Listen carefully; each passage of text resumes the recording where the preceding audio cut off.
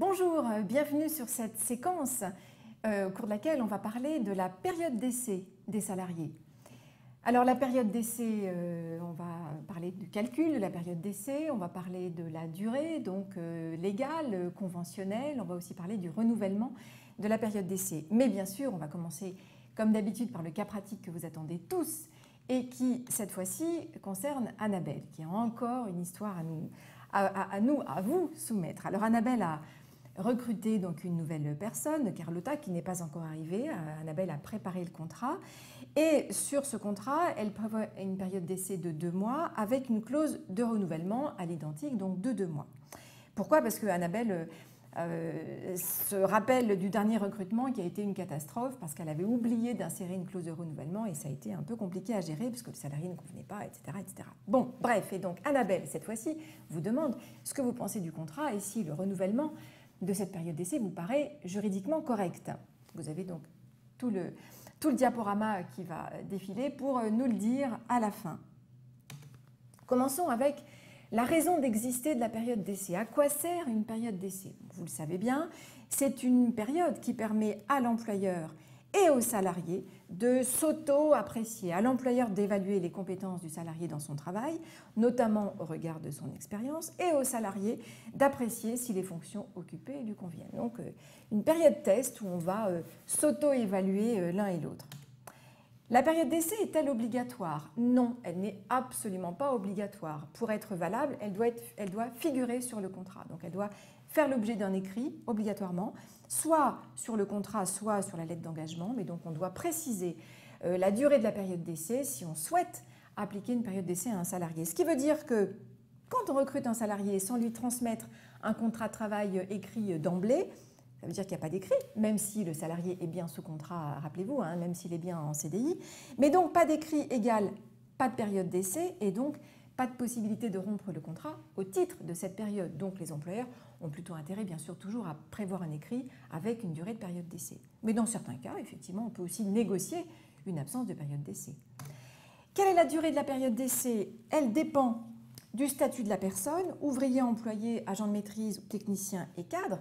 Et la loi nous donne en fait des durées maximales possibles de période d'essai. 2 mois pour les ouvriers et les employés, 3 mois pour les agents de maîtrise et les techniciens et 4 mois pour les cadres. Sachant que s'il y a un accord de branche étendu qui s'applique à l'entreprise en question, la période d'essai, et qui prévoit un renouvellement possible de la période d'essai, cette durée initiale pourra, le cas échéant, être renouvelée pour une durée identique. Mais donc, il faut absolument, pour qu'il y ait un renouvellement, que cela ait été prévu au préalable par un accord de branche étendu. Vous l'avez bien compris, donc je pense que vous avez déjà la réponse au problème d'Annabelle. Ces durées de période d'essai, 2 mois, 3 mois, 4 mois, sont des durées impératives. Autrement dit, l'employeur ne peut pas aller au-delà, faire plus long, sauf, attention, accrochez-vous, parce que là, c'est vraiment pas évident, sauf, autrement dit, l'employeur devra appliquer les durées du Code du travail, sauf s'il y a des durées plus longues prévues par un accord de branche conclu avant le 26 juin 2008, donc avant l'entrée en vigueur de la loi qui a instauré donc, ces durées de période d'essai dans le Code du travail, sauf, deuxième exception, durée plus courte prévue par un accord collectif conclu après le 26 juin 2008, ou alors, bien sûr, et toujours, durée plus courte prévue par le contrat ou la lettre d'engagement. On peut toujours contractuellement être plus favorable que ce que dit le Code du travail ou bien les accords collectifs. Vous avez compris, parce que ce n'est pas évident ce truc-là. Ce n'est pas évident, il faut comprendre que dans certains cas, on appliquera le Code du travail qui peut prévoir des durées plus longues que celles qui sont prévues par l'accord collectif dès lors que l'accord collectif n'a pas été renégocié depuis le 26 juin 2008 et qu'il prévoit donc des durées plus courtes mais qui sont assez anciennes. Ou alors on pourra appliquer des durées plus longues, donc c'est moins favorable pour les salariés que ce que dit le Code du travail, donc des durées plus longues que le Code du travail, mais dès lors qu'elles ont été conclues par un accord de branche avant le 26 juin 2008. Un exemple, non, 2 exemples pour qu'on soit sûr que vous ayez bien compris. Prenez le cas tout d'abord de cette convention collective des employés de l'édition de musique qui a été signée le 15 avril 1982, qui n'a pas été renégociée depuis, en tout cas au niveau de la période d'essai. Et cette convention nous dit que la période d'essai pour les employés est de 1 mois. Donc, un employé recruté dans ce secteur-là, quelle va être la durée de sa période d'essai? 1 mois prévu par la convention collective ou bien les 2 mois prévus par le Code du travail? Si vous m'avez bien suivi, en principe, ça sera donc la durée de 2 mois, plus longue, mais prévue par le Code du travail. Pourquoi? Parce que la convention collective donc, de l'édition, là en l'occurrence, date du 15 avril 82, c'est-à-dire avant la loi du 26 juin 2008, et qu'on n'a pas renégocié de durée plus favorable depuis. À supposer bien sûr, attention, que l'employeur n'ait pas lui-même prévu sur les contrats des durées plus courtes pour les salariés, ce qui est toujours possible évidemment. Second exemple, en cas d'embauche d'un cadre, cette fois-ci dans la convention dans un office notarial qui dépend donc de la convention du notariat qui date du 8 juin 2001. Cette convention nous dit que pour les cadres, la période d'essai peut être de 5 mois, c'est-à-dire moins favorable pour les salariés que ce que dit le Code du travail qui nous dit 4 mois pour les cadres. Donc, en cas d'embauche d'un cadre dans un office notarial, aujourd'hui, on va lui appliquer quelle période d'essai? Vous avez tout compris.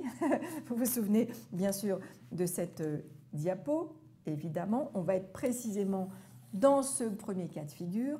Et donc, concrètement, on pourra donc, je vais trop vite, on pourra donc appliquer la durée prévue par la convention du notariat, c'est-à-dire 5 mois. Pourquoi? Parce qu'elle est moins favorable, certes, mais elle résulte d'une convention conclue avant le 26 juin 2008 et elle prévoit des durées plus longues. Donc, on est dans les exceptions prévues par le Code du travail.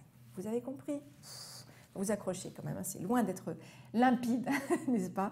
Alors sur le renouvellement, la période d'essai peut-elle être renouvelée? On l'a vu au travers du tableau.